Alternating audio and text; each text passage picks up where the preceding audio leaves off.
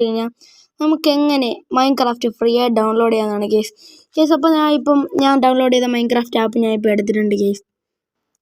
കണ്ടില്ലേ ഗേസ്, നമ്മൾ ഇത് കയറിക്കൊണ്ടിരിക്കുകയാണ് മൈൻക്രാഫ്റ്റിലോട്ട് ഗേസ്. അപ്പോൾ നമുക്ക് മൈൻക്രാഫ്റ്റ് ലോഡാവുന്നുണ്ട് ഗേസ്. ഇത് തികച്ച് ഫ്രീ ആയിട്ടാണ് നമ്മൾ എടുക്കുന്നത്. നമ്മൾ പ്ലേ സ്റ്റോറിൽ നിന്ന് എടുക്കുമ്പോൾ പൈസയൊക്കെ കൊടുക്കേണ്ടതുണ്ട്, പക്ഷെ നമ്മൾ ഇങ്ങനെ എടുക്കുമ്പോൾ ഒരു പൈസയും കൊടുക്കേണ്ടി വരുന്നില്ല ഗേസ്.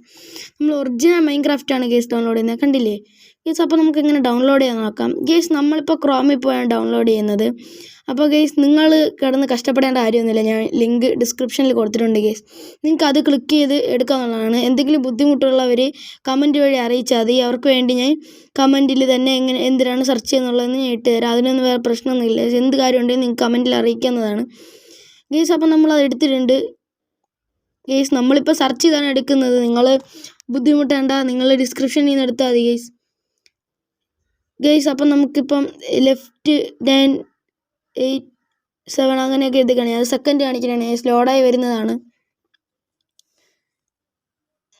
ഗേസ്. അപ്പോൾ നമുക്ക് ലോഡാകുന്നുണ്ട്. നമ്മളിതിൻ്റെ ഡൗൺലോഡ് കൊടുക്കുക ഗേസ്. അപ്പോൾ നമുക്കിതിൻ്റെ ആ ഒരു ലിങ്ക് ഡൗൺലോഡ് ആകാൻ തുടങ്ങും ഗേസ്.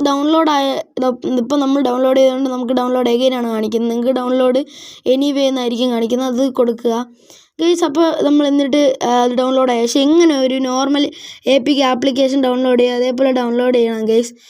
അപ്പോൾ നിങ്ങൾക്ക് ഈ വീഡിയോ ഇഷ്ടപ്പെടുമെന്ന് വിചാരിക്കുന്നു ഗേസ്. സബ്സ്ക്രൈബ് ചെയ്യുക, ലൈക്ക് ചെയ്യുക, ഷെയർ ചെയ്യുക. അപ്പോൾ നമുക്ക് അടുത്ത വീഡിയോ കാണുന്നവരേക്കും ബൈ.